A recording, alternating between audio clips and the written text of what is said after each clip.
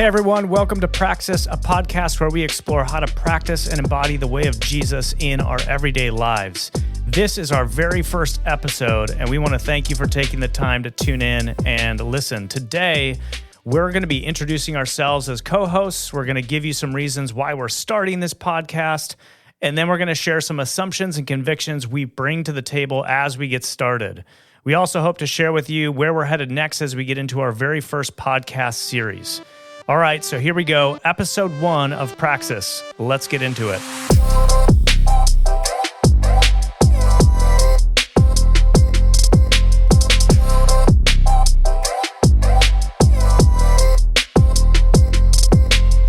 Hey everyone, welcome to Praxis. I'm Mac. I'm Katie. And I'm Cameron.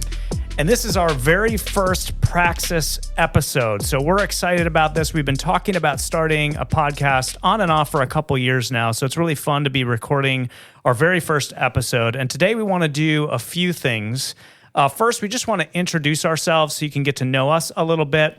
Then we want to talk about some of the reasons why we're starting this podcast. And then finally, we want to share some of the assumptions and convictions we bring to the table as we get started. So let's start with some introductions. Cameron, why don't you go first? Just tell us a little bit about yourself. Where are you from? Where'd you grow up? And we all work together on a church staff. So then, share with us, what do you do on our staff team? Yeah, my name's Cameron. I was born in Southern California, but grew up most of my life in the Portland, Oregon area. In college, I got married to my wife named Megan, and then we moved out here about 6 years ago. Have 2 girls, and my wife is expecting a third girl. On the staff, Wait, hold up. I mean, tomorrow, that's you true. welcome your third girl. Yes. Into your family. That is true. How are you feeling about that? Good. Yeah, I'm excited. Good. You should be excited. Yeah. We're excited for you. I preach every 2 to 3 weeks and oversee groups and oversee some staff members and yeah. And I'm Katie. I grew up right here in Oconomowoc, Wisconsin at this church, Crosspoint Community Church.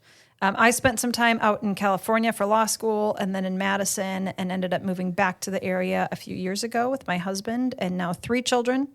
We have a 6, a 4, and a 1 almost 2-year-old. I served as an attorney for about a decade before making a career switch and coming here to serve as executive director. So in that role, I get to help with financials and HR and policies and all sorts of other really exciting things. In addition to serving on our preaching team, I'll be preaching my 2nd sermon in about a week here. And I help out with a couple other ministry areas within the church. Yeah, my name is Mac. I grew up in the Twin Cities, so that's where I'm from, minus a small stint in Georgia when my dad took a new job down there when I was in middle school. But grew up in the Twin Cities. I grew up Catholic in a Catholic family, so went to Catholic school kindergarten through 5th grade. And I ended up going to a school called Bethel University in St. Paul, Minnesota, where I met my wife, Josie. We have 3 boys, a 12-year-old, 10-year-old, and then our youngest will turn 8 in just a few weeks. Our youngest has Down syndrome, so I imagine as we get into this podcast, I'll have more to say about belonging to the special needs community and the impact that's had on our lives. But yeah, we got married right out of school, college, and then I did grad school at Trinity Evangelical Divinity School, so that's where I mastered divinity at the age of 25.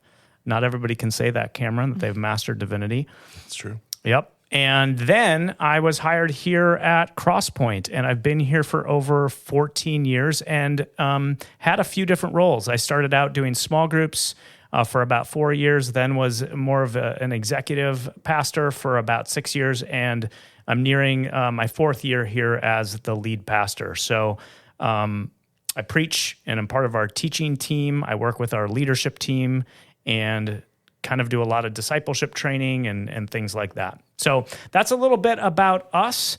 I want to transition and talk about why are we starting this podcast?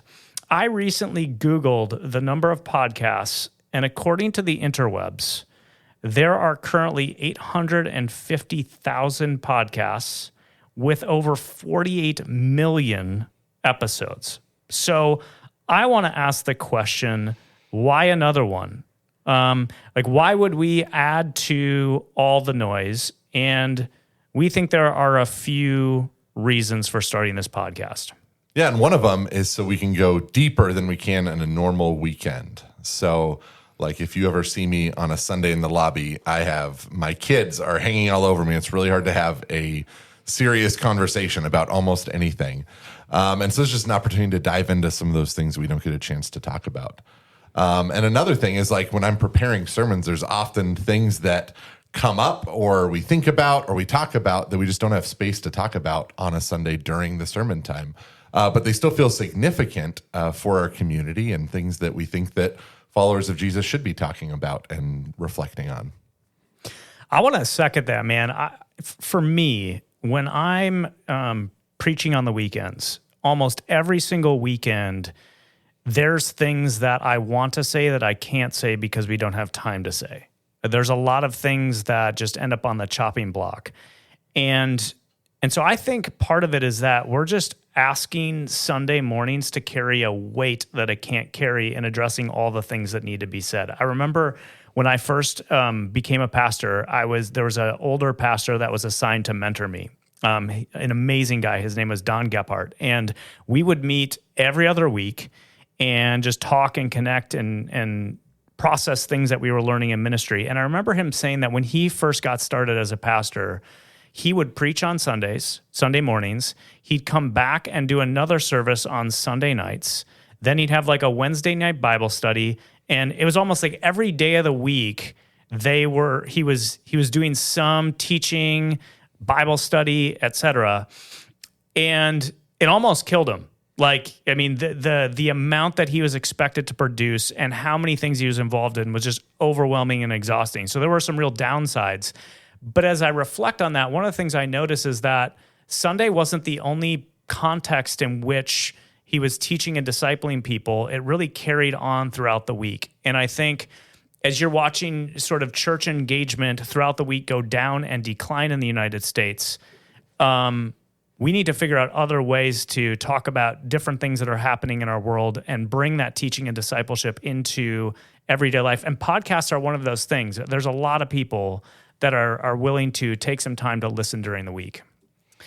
Yeah, I can identify with that, both as someone who's been on the pulpit and also just as a congregant. You know how many times I've sat in the pew and listened to a sermon and had a number of questions or thoughts about things I wish I could dialogue more about, and there's just not the time. And you end up leaving the Sunday lobby and going back to your normal life, and those questions sort of end up falling out of your brain. And so I, too, am excited just to create a space that we can go deeper than what we're able to on a normal Sunday morning. So one reason we're starting this podcast is to go deeper than we can on a typical weekend. I think a second reason we're starting this podcast is because the way of Jesus always needs to be contextualized. I don't know about you, but as I've been thinking about starting this podcast, one of the things I've been most hesitant about is there are so many people I feel that are smarter than I am, more articulate than I am, and whatever topics we might cover on this podcast, they'd probably do a better job than I'm able to do. And yet, I've had this realization that most people who will be maybe tuning into this podcast aren't listening to those people. And then I was talking to Josiah. Josiah is the worship pastor on our staff, and he was like, yeah, and even if they were listening to those people, they would still have to take what they're hearing from those people and contextualize it here. So we need to figure out how to contextualize things as we journey together as a community. I'm wondering if you guys want to riff on that for a moment. Yeah, totally. I mean, what you're saying about contextualization, in my mind, is really the link between absorbing information that's out there, right? There's plenty of information out in the ether, and actually letting it change you, like figuring out what it means to take that information and have it impact your life and your community. And that's going to look different in every community. So we're asking, what does it look like to be a Jesus follower in Oconomowoc, Wisconsin in the year 2022? Mm-hmm. What does it look like to take the scriptures, for example, that were written thousands of years ago and apply it to some situation in my life that obviously wasn't contemplated specifically? when they were written. Yeah, for sure. And Oconomowoc a unique place. It's not, not like Portland or Southern California or Madison or even Milwaukee. Like we have our own challenges and culture. And so the way the gospel comes to bear here is going to be different than it would be other places. Yeah, I want to be explicit that I don't think that this podcast is about building a bigger platform, but it's what you guys are naming, which is it's an environment that's being created for us to wrestle with what does it look like to live out the way of Jesus in our social location in Oconomowoc and the Lake Country area. All right, a third reason that we wanted to create this podcast is just frankly because there's a lot going on in the world, and we want to create a space to talk about it. I think it's fair to say that we're living in a cultural moment where tensions are generally really high. And I would argue that part of the reasons that tensions are high is because we're hyper aware of everything that's going on in the world. If you think about 50 years ago, for example, if there was some sort of say foreign conflict or a war, you would know that it was going on, but you wouldn't have real-time access to everything that was happening. I could log on CNN right now and know what happened in the war in Ukraine in the past couple hours. That's mind-blowing when you think about it, right? I don't have to wait for a nightly briefing from the president to know what's going on. And then on top of that, because there's so much access to information, we can also choose what we're exposed to and how we're exposed to it. As an example, if my news source is all of a sudden too liberal for me, I can find a more conservative one. If there's someone on social media that I follow, then I don't agree with what they're saying, I can unfollow them. So we can create this echo chamber that just serves as a filter for how we receive information that's happening in the world. So at the same time, we have this overexposure to information, and we also choose how it's filtered to us. And a lot of our issues today are filtered through kind of a political framework, and it's also almost as if we're invited to select kind of a red or blue lens to all of the complicated issues out there. And as a Jesus follower, for people who are trying to be informed and to navigate the world in a Jesus-centered way, it can be really difficult to know how to wade through it all. I was thinking as you were talking that people can customize what inputs they have, what data inputs they have. If they want something more conservative or more whatever, they can X that out and choose something else. But there's another sense in which what we're receiving is sort of being customized on our behalf through algorithms. Mm-hmm.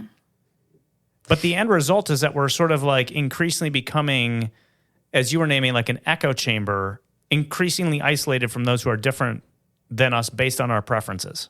Yeah, I think we can create an echo chamber that perpetuates itself. Mm-hmm. The algorithms will create the echo chamber based on what you have selected to get your news source from. And we can do it with our friends too. So we can choose friends to follow friends and other influencers in social media that also just echo what we already think. Yeah, I think we could stay on this point for quite some time. Rich Velotis talks about how we're living in a CPR world. Mm-hmm. So C stands for COVID. So we're coming out of a pandemic. P is the political upheaval that you've been mentioning. And then R is the racial hostility, mm-hmm. right? And I just don't think this is a moment in time where the church can afford to stand on the sidelines, where we can't just put our head in the sand. Jesus said, as the Father has sent me, so I'm sending you. So there's this missional mandate we have to actually be engaged in the stuff that's happening in the world. And I see churches doing kind of one of two things, the vast majority. Either they sort of check out and don't talk about the stuff that's happening in the world because they don't want to ruffle feathers or create conflict or, send waves through their community. Or they do engage, but they engage, as you were naming, Katie, from either the political right or the political left. And then their congregation is sort of composed of people who align with that value system. And I just think it's worth naming that's not what we're doing here. We're not checking out. We're saying, no, the church needs to be engaged in what's happening in the world, but we're not going to do it from a distinctly right-leaning or left-leaning way. We want to do it in a Jesus-centered way. And there's just a whole lot of stuff happening in our world that needs to be unpacked and asking the question, what does it look like to engage this in a distinctly Jesus-looking way, right? Mm-hmm. Yeah. Yeah, when you think about it, it's almost like because there's so much information out there, it's obviously tempting to sort of select your red or your blue lens, and then bam, you have easy answers to everything. If I affiliate with this party, I'm told how I should think about everything from COVID to sexuality to race relations, et cetera, and vice versa on the other side. And I think as the church, as you mentioned, the temptation can be to do the same. And so we want to create space to just navigate tension and walk through some of the complexity and the nuance that I think exists with all the current issues that are swirling around in our world. What I appreciate about both of you two, Cameron and Katie, in different ways, is your insight into the political dynamics that are sort of forging and shaping our current cultural reality. So, Katie, you came from politics, so you're like acutely aware of some of the right-leaning talking points, more than any of us, on staff. You're like acutely aware of those talking points. Cameron, you grew up in Portland, where the cultural environment is very left-leaning. And I think it's been really fun to journey with you guys, taking both of your insights and going, so how do we navigate these cultural realities as we invite people into a Jesus Center? All right, so those are some of the reasons why we wanted to start this podcast. We want to go deeper than we can on a typical weekend. We feel like the way of Jesus needs to be contextualized in our context. And then we just think there's a lot of stuff happening in our world, and we want to create a charitable space, a respectful space where we can talk about what does that look like as a community of people trying to embody the way of Jesus in the world. I want to kind of transition us now and talk about some of the assumptions that we bring to the table as we get started. And I think these are assumptions we bring to the table and that we hope that you'll maybe consider as well. Yeah, and the first one is that we do not have all the answers. None of us do. We're all here to learn alongside each other, and we're here to learn alongside you as well. Like the more I study the Bible and follow Jesus, I have found the more questions I have. And some things have been answered, but there's always more to learn and always more to understand. Like we'll never fully understand the depths of God and all that he's doing in the world. And so this podcast isn't just meant to be us like telling you what to believe about things, but us coming together to try to learn from God and each other what it means to be faithful in 2022 here in Oconomowoc. Yeah, so what I hear you saying, Cameron, is I think we're bringing some intellectual humility to the table. Mm-hmm. And when I look around our world right now, intellectual humility is not sexy. It's not. Totally. It doesn't sell well. It doesn't make for successful politicians. It doesn't make for successful pastors. I mean, if you look at the people who are building platforms and who have some fame and notoriety, it's people who act like they have all the answers. They're uber confident. And uber confident often means that they're missing some of the complexity because you sort of have to simplify things. And avoid nuance. And avoid nuance to act like you have the answer and that the answer is obvious. And you know what else happens when you do that? You tend to other people who don't have the answer. Because of course, it's obvious. Why wouldn't you think this? If you don't think this, then you're just dumb or you have evil intent. Yep. I remember when I was in grad school, there were sort of like two different types of classes I took. One, dynamics in the classroom. One classroom, you'd walk in and the professor would stand at the front of the room. He'd spend the entire time lecturing. And the basic dynamic was, I'm going to give you all the brilliant information in my brain to you as the rest of us, as the students sort of ferociously take notes. And the dynamic was very much, I'm the expert and you're the student. You're the one that has a lot to learn. And you're right, Kate, a lot of people were sort of drawn to those professors because they were so confident and so sharp.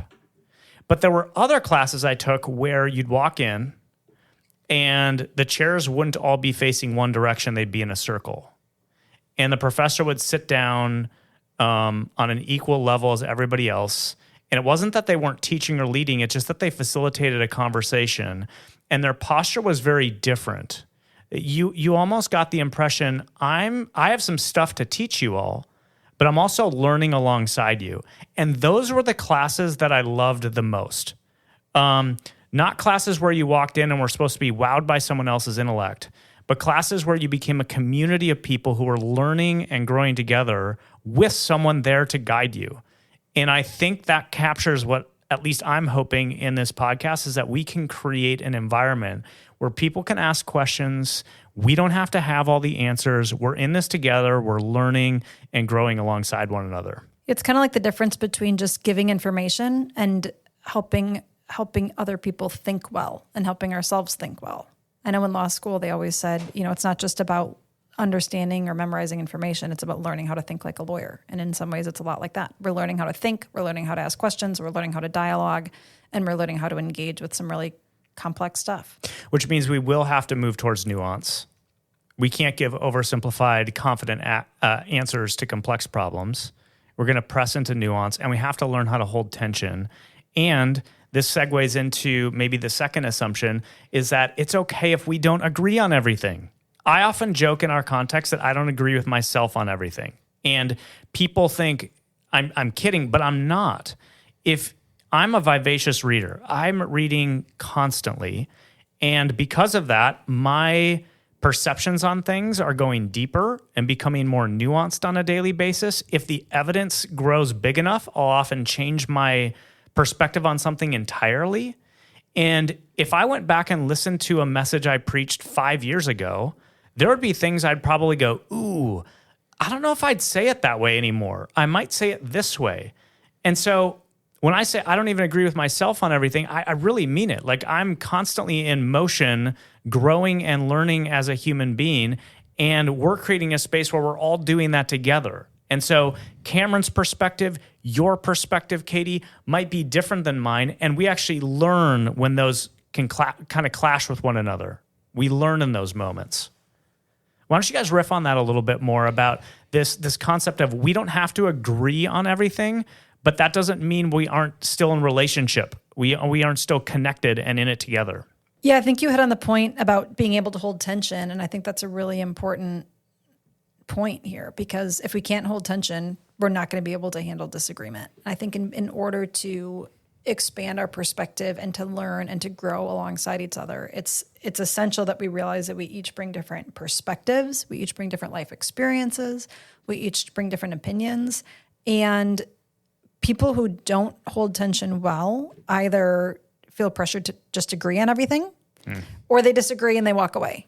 And I think what we're going for is something that's neither of those. It's an atmosphere that we can hold tension because we can disagree, because we want to disagree and we want to learn. And when you don't disagree, you don't learn and you don't grow. Yeah, totally. One of my, thinking back to my college experience, was that I had professors who, the one thing that stood out to me in my college experience was I had professors who were way smarter than me or anyone I knew, and yet disagreed about very significant things, and yet were still able to maintain relationship with each other, and it was not a big deal to them, which was very different than what I experienced going to church, where everything felt like it was a big deal. There's like this understanding that there are the really important essential things, and that there aren't nearly as many of those essentials as like we tend to think that there are.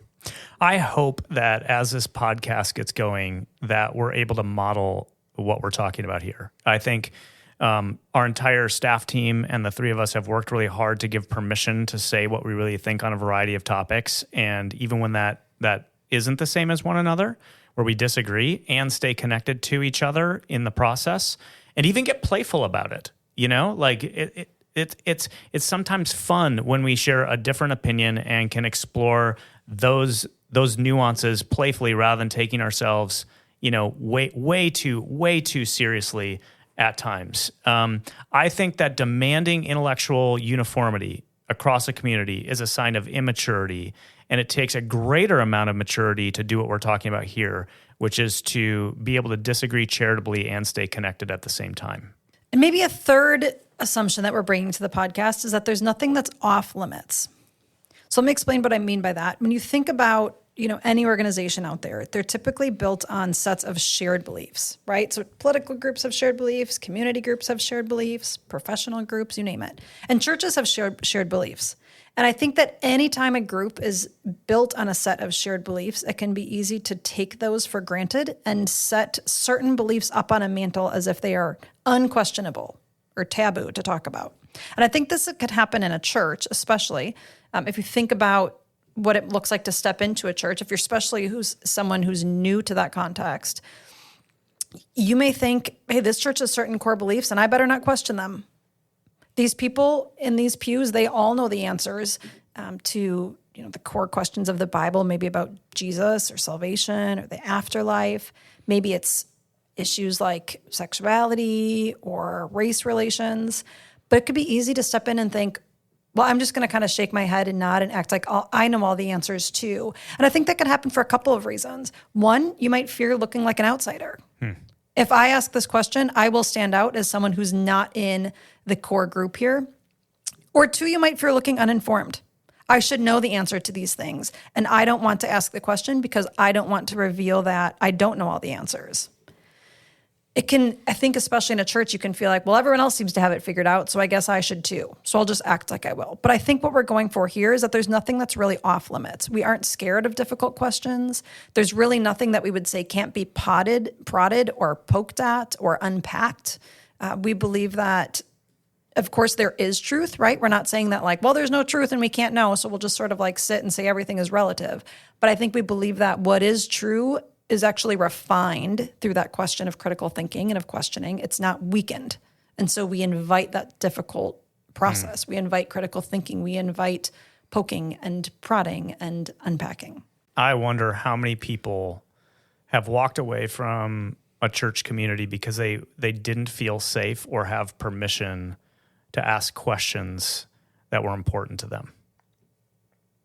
I mean, my guess is that the numbers, as I talk with people, I suspect the number is really high. Yeah, and it seems kind of silly, I think, that when churches and us as Christians can be really limiting in what people are allowed to question.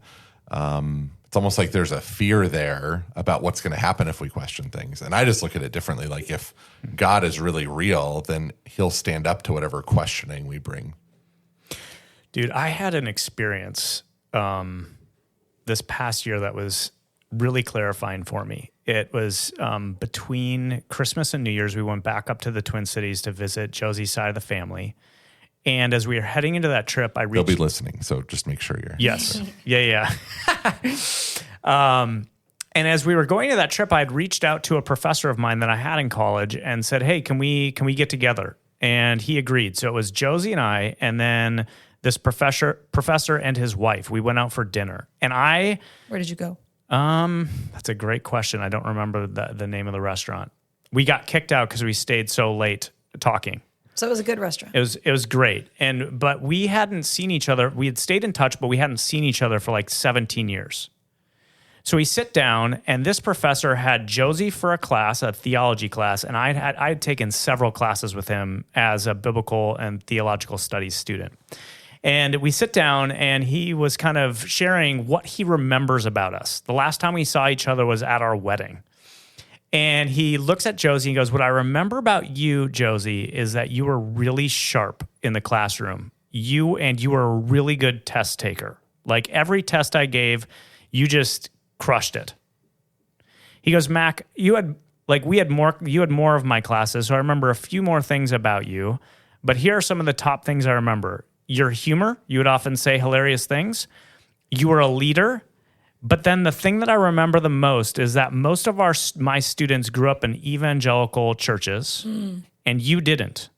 You grew up in with a Catholic background. Little different.